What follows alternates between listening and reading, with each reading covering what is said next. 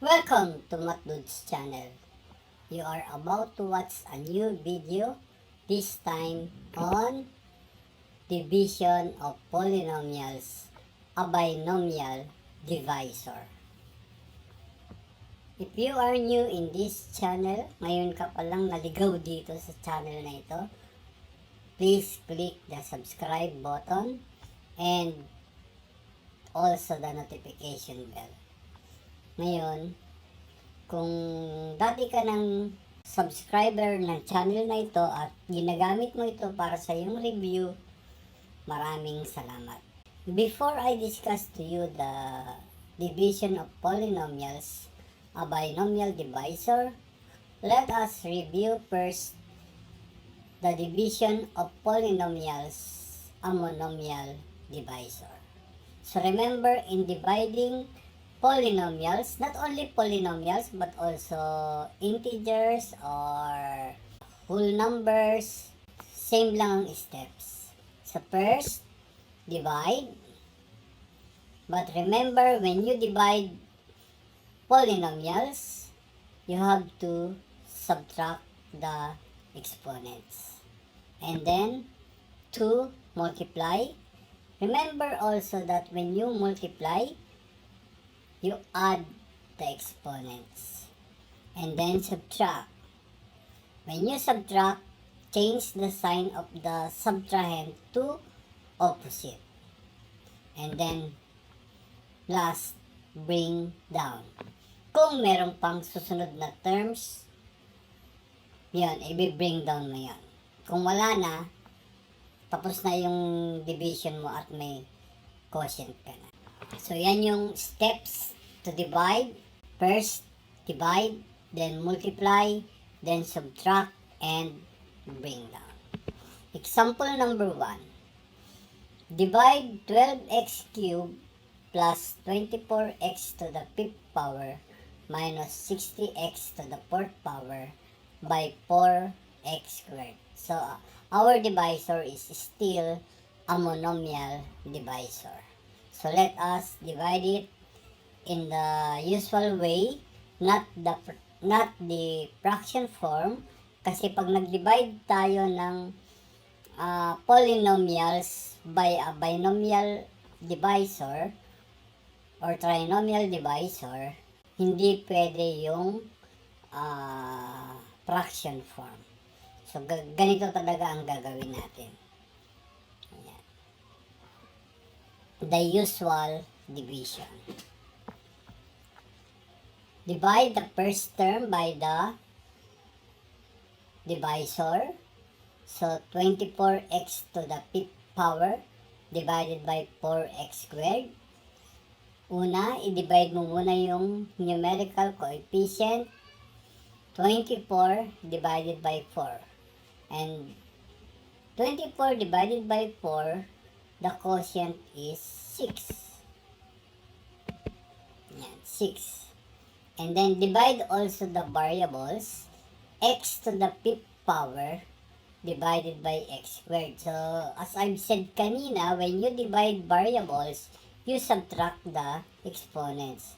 So, 5 minus 2 is 3. So, this is x to the 5th power divided by x squared is x cubed. The next step, multiply. But remember, when you multiply variables, you add the exponents. First, multiply the numerical coefficients.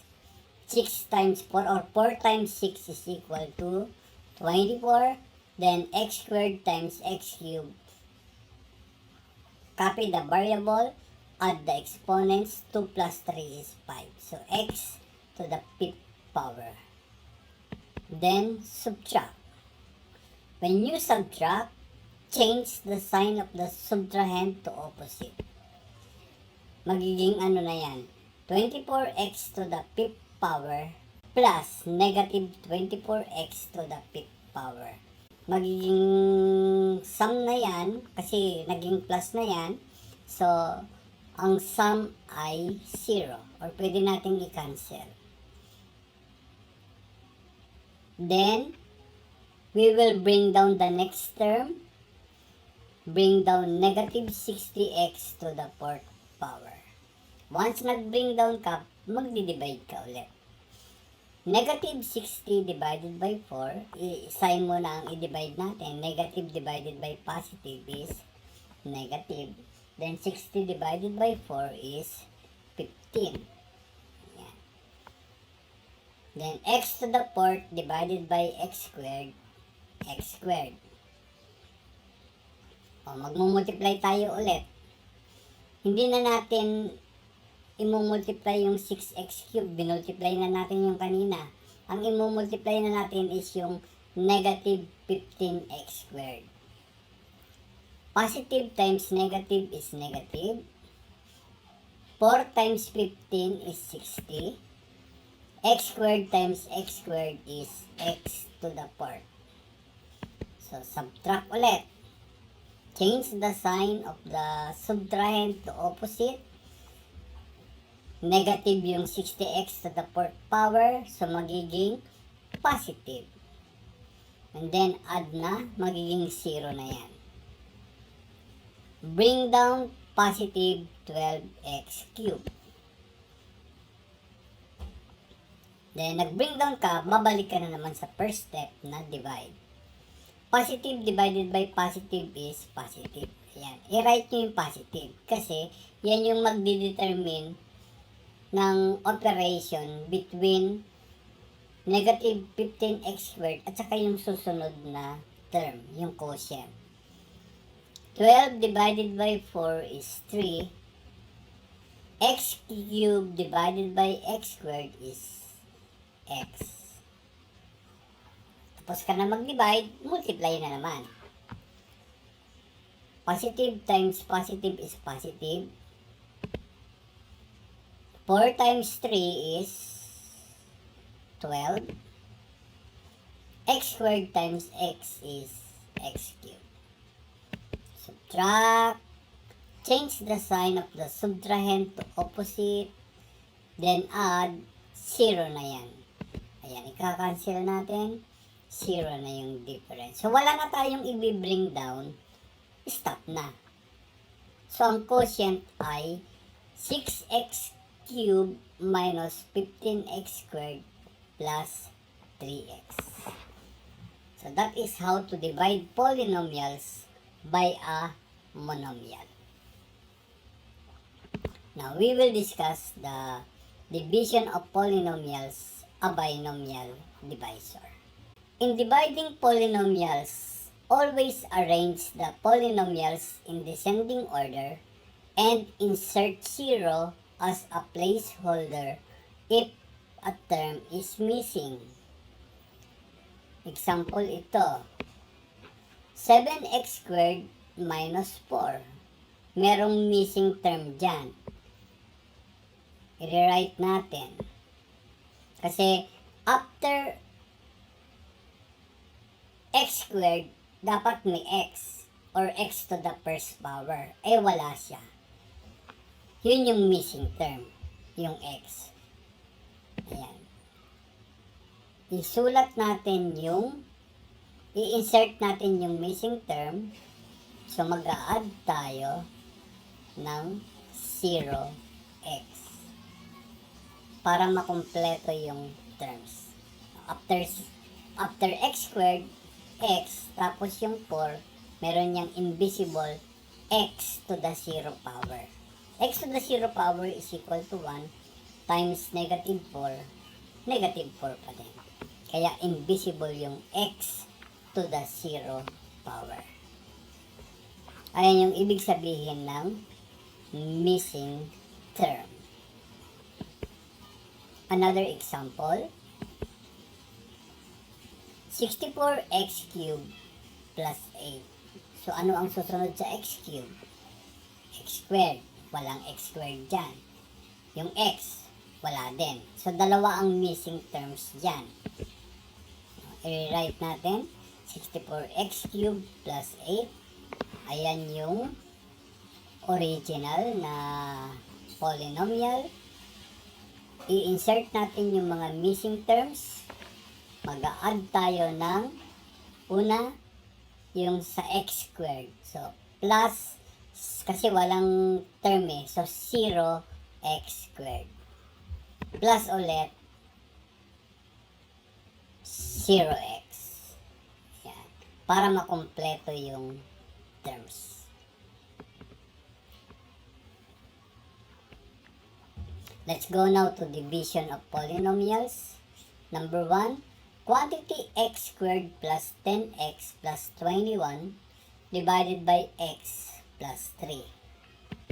I-write natin in the usual division form. Ayan. These are the steps. Medyo complicated ito, kaya pakinggan nyo maigi. First, divide the first term of the dividend by the first term of the divisor. Ang first term ng dividend ay x squared. Ang first term ng divisor ay x. So, ang first step, divide the first term of the dividend by the first term of the divisor. So, x squared divided by x. Diba, pag nag-divide tayo, sinasubtract lang natin yung exponent kasi wala naman siyang numerical coefficient. Pero kung may numerical coefficient yan, o sila, i-divide muna natin yung numerical coefficient. Kaya lang wala eh. Kaya, nag-direct na tayo sa variables. X squared divided by x, isa-subtract lang yung exponent. 2 minus invisible 1 is 1. So, x na lang. After mo mag-divide ng first term ng dividend by the first term of the divisor, mag-multiply ka. Diba ang steps ng division, divide, multiply. Ayan. So, mag-multiply tayo twice. Kasi kanina sa review natin, once lang tayo nag-multiply kasi yung ating divisor is just a monomial. Ito ang divisor natin is binomial. So, twice tayo mag-multiply. Una, x times x. X times x is x squared. Isusulat natin siya under ni x squared. Kasi sila yung like terms. Then, i-multiply mo din yung x sa 3. So, sign muna. Positive times positive is positive. Tapos, 3 times x is 3x. Yan. Eh, di ba, pag nag-subtract tayo, third step na tayo, subtract, change the sign of the subtrahend to opposite. So, yung x squared positive, magiging negative. Yung 3x positive, magiging negative. Tapos, isi-simplify natin. Yung x squared plus negative x squared ay 0 na. Pwede natin i-cancel. Tapos, positive 10 plus negative 3. Kakanta tayo ng integer song dito. Magkaiba sila ng sign, so different sign, subtract. 10 minus 3 is 7. Tapos si x, copy lang. Ayan. Positive yung 7 na kasi mas malaki yung positive. 10 yung positive. Yung negative 3 lang. Mas malaki yung 10 sa 3. So positive yan. Hindi ko lang nilagay yung positive sign kasi understood na yon. Tapos, magbe-bring down na tayo. Ayan. Bring down 21. Tapos, divide ulit nung first term ng new dividend natin at saka yung first term ng divisor. So, 7x divided by x.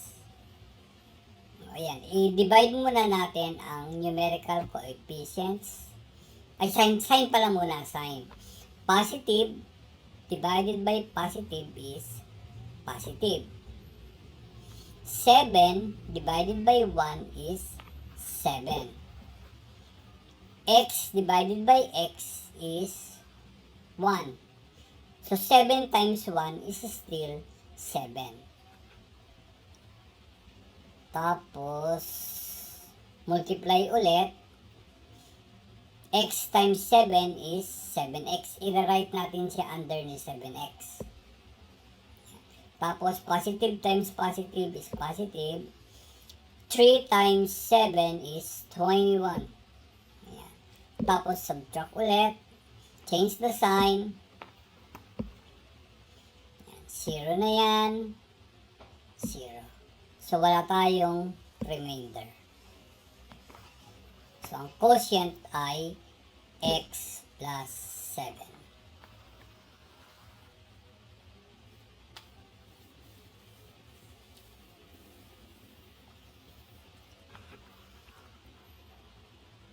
Example number 2. Quantity 7x minus 12 plus 10x squared divided by 3 plus 2x. Notice that the terms of both dividend and divisor are not arranged. So, pag nire-write natin sila, dapat naka-arrange. So, ganito. Ayan. So, 2x plus 3, naka-arrange na yan. Tapos, yung 10x squared plus 7x minus 12, naka-arrange na rin. Ang first step ay divide the first term of the dividend by the first term of the divisor. Divide first the numerical coefficients. 10 divided by 2 is 5. Write 5 on top of 10. Then divide also the variables. X squared divided by x. So, x na lang. Tapos, multiply na. 5 times 2 is 10. X times x is x squared. Then, positive times positive is positive. 5 times 3 is 15. Si x, walang ka-multiply, copy lang yon. Tapos, subtract. Change the sign to opposite. Ayan. Yung positive magiging negative. Then add. So, yung 10x squared plus negative 10x squared, 0 na yan. Pwede nang i-cancel. Tapos, positive 7x plus negative 15x. Same signs, add and keep. Different signs, subtract. So, yung 7, positive, 15, negative, subtract daw. 15 minus 7 is 8. Si x, copy lang. Copy the sign of the bigger number. So, mas malaki yung 15x, negative. Saka ka mag-bring down ngayon ng negative 12. Ngayon, balik ka ulit doon sa first step na divide. Kasi nag-bring down ka ng negative 12 eh.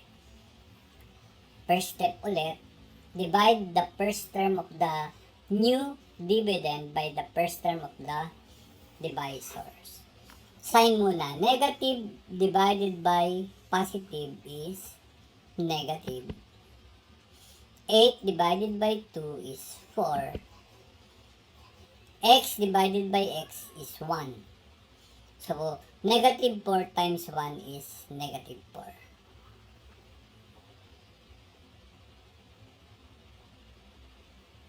Tapos, multiply.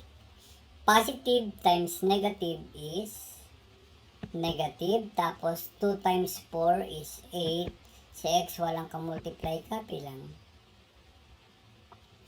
Positive 3 times negative 4 is negative 12. Then, subtract. Change the sign to opposite.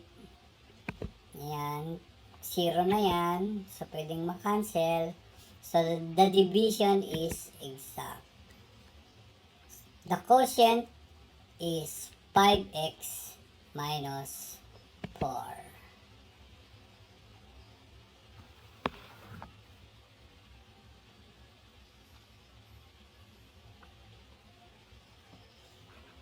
Example number 3. Quantity x squared minus 9 divided by x plus 3. Meron tayong missing terms dito. Ay, missing term. Isa lang pala. Isa lang ang missing term natin. Kasi after x squared, x. So, yun ang nawawala, yung x. So, pwede tayong mag-write ng plus 0x. Hindi pwedeng plus x, ha? Hindi rin pwedeng plus 2x. Lagi lang plus 0x. Or pwedeng minus 0x. Divide the first term of the dividend by the first term of the divisor. So, x squared divided by x, x. Multiply twice. X times x is x squared. Tapos, positive times positive is positive. 3 times x is 3x. Subtract. Change the sign to opposite. So, 0 na yung x squared plus negative x squared. Tapos, 0 plus negative 3 is 3.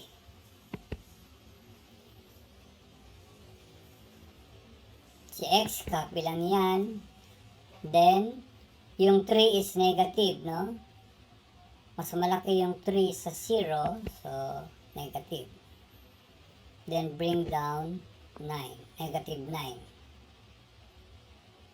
Divide ulit. This time, negative 3x na yung i-divide mo ng x. Negative 3x divided by x is negative 3. Si x divided by x, 1 na yan. Kaya hindi na magre-reflect yan dyan sa 3. Negative 3 na lang. Multiply again. Negative 3 times x is negative 3x. Positive 3 times negative 3 is negative 9. Subtract. Change the sign to opposite. Add, siyempre 0 na yan. So again, the division is exact and the quotient is x minus 3.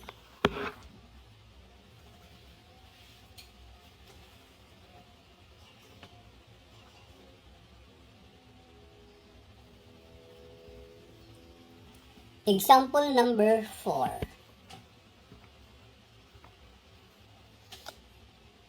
25x squared minus 16 divided by 5x minus 4. I-rewrite natin. Gagamit tayo ng usual division. May missing term. Ang missing term ay x. Katulad kanina, x din yung missing term dito. So, magra-write tayo ng plus 0x. Pwede namang wala na yung plus 0x. Pwede namang space na lang. Optional lang naman yung pag-write ng plus 0x. Pero pwedeng space. Divide the first term by the first term. 25 divided by 5 is 5. X squared divided by x is x. Ayan, tapos ka na mag-divide, multiply ka na. 5 times 5 is 25. X times x is x squared. Remember, twice magmumultiply. Kasi binomial yung divisor natin. So, negative 4 times 5x is negative 20x. Subtract. Change the sign to opposite. So, 0 na yung 25x squared plus negative 25x squared. Tapos, 0x plus positive 20x is positive 20x. Bring down negative 16. Divide mo yung 20x ng 5x. 20x divided by 5x. Sign pa lang muna para magkaroon ng operation after 5x. Positive divided by positive is positive. 20x divided by 5x is 4. Multiply again, twice. 5 times 4 is 20. Then si x copy lang. Negative times positive is negative. 4 times 4 is 16. Subtract. Change the sign to opposite. So, add na yan. Opposite sila. So, 0 na yan. So, walang remainder. The quotient is 5x plus 4.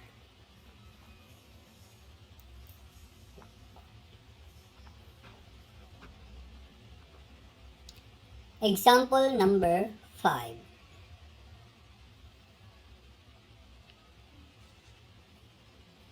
Quantity 30 plus 6x cubed minus 9x divided by quantity 6 plus 3x. Rewrite in usual division.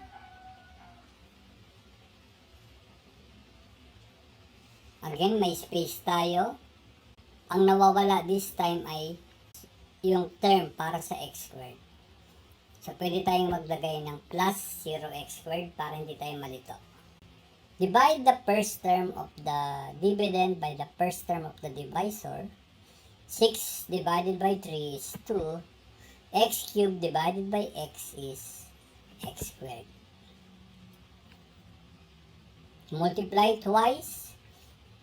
3x times 2x squared ay 6x cubed. Tapos positive times positive is positive. 6 times 2x squared is 12x squared. Tapos subtract. Change the sign to opposite. 6x cubed plus negative 6x cubed is 0. Pwedeng i-cancel. 0 plus negative 12 is negative 12. Tapos si x squared copy lang. Bring down negative 9x. Pag nag-bring down, magdi-divide ulit. This time, ang i-divide natin ay negative 12x squared. Sign muna, negative divided by positive is negative. 12 divided by 3 is 4. X squared divided by x is x. Tapos ka na, multiply ulit. Negative times positive is negative. 4 times 3 is 12. X times x is x squared. Positive times negative is negative. 6 times 4 is 24. X walang ka-multiply, copy lang. Subtract. Change to opposite. Negative 12x squared plus negative 12x squared plus positive 12x squared is 0. Cancel. Negative 9x plus positive 24x. So, different sign, subtract. 24 minus 9 is 15. Copy the sign of the bigger number. Positive. Si x, copy lang. So, hindi ko na ilalagay yung positive, understood na yon. Saka ka mag-bring down ngayon ng positive 30. Yan. Nag-bring down ka, magdi-divide ka ulit. 15x divided by 3x is positive muna, no? Yung sign, positive divided by positive. Positive. 15x divided by 3x ay 5. Multiply. Positive 5 times 3x is positive 15x. Tapos positive times positive is positive. 5 times 6 is 30. Change the sign. The difference is, or the sum is 0. Kasi pag nag-change ka ng sign, addition na yan. 0. The quotient is 2x squared minus 4x plus 5. Pwede mo namang i-verify yung sagot mo kung tama or mali. I-multiply mo lang yung quotient tsaka yung divisor. Ang lalabas ay yung dividend. Optional naman yung checking. Let's go to example number 6. Quantity 27x cubed plus 64 divided by quantity 3x plus 4.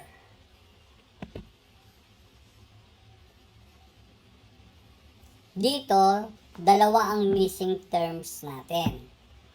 Yung sa squared at saka yung x. Kaya maglalagay tayo ng plus 0x squared at saka plus 0x. Dalawa ang missing term. Divide the first term of the dividend by the first term of the divisor. 27 divided by 3 is 9. X cubed divided by x is x squared. Then twice magmumultiply. 3 times 9 is 27. X times x squared is x cubed. Positive times positive is positive. 4 times 9 is 36. Si x squared walang ka-multiply, copy lang. Tapos subtract. Change to opposite. 0 na yan. So, 0 plus negative 36 is negative 36. Si x squared, copy lang. Saka mo i-bring down si plus 0x.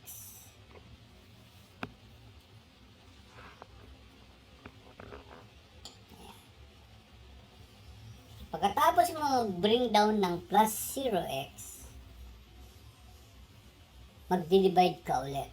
This time yung negative 36x squared divided by 3x. Sign muna para meron tayong operation after 9x squared. Negative divided by positive is negative. 36 divided by 3 is 12.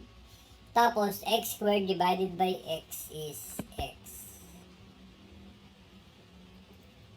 Multiplying na naman. Twice magmumultiply.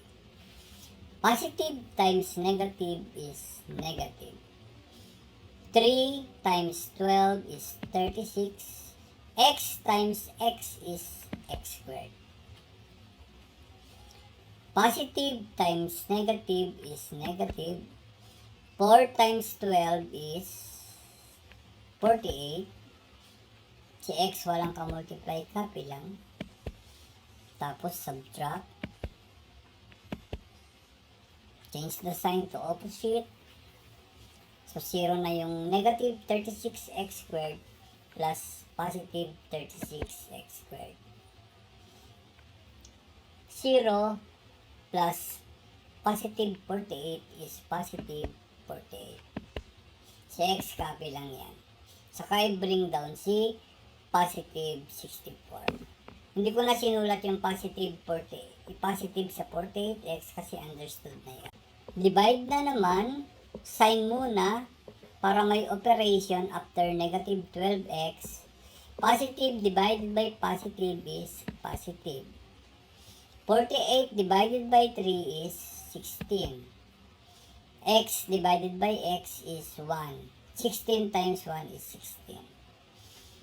So, mag-multiply tayo. 16 times 3 or 3 times 16 is 48. Si x, copy lang. Positive times positive is positive. 4 times 16 is 64. Subtract. Change the sign to opposite. 0 na yan. 0 na yan.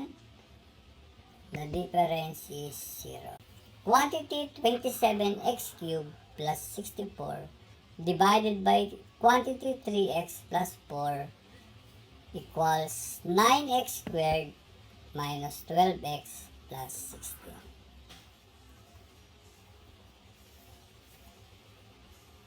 So that is how to divide polynomials by a binomial. So meron akong prepare dito na practice exercises. I-pause nyo muna yung video habang sinosolve nyo. Tapos, kung tapos na kayo, i-play nyo ulit para ma-reveal yung answer. Don't cheat, ha? Practice to. Ayan. Tignan natin kung naintindihan nyo. Ayan, 5 items lang to. So, i-pause nyo na para masagutan nyo muna. Then, kung may sagot na kayo, i-play nyo na yung video para ma-reveal yung sagot.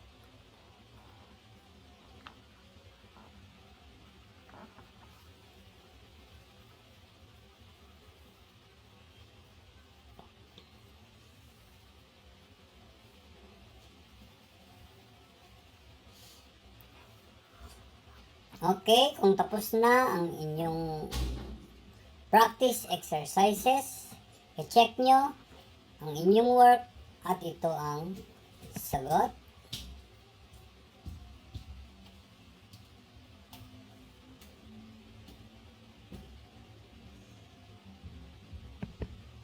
Ayan.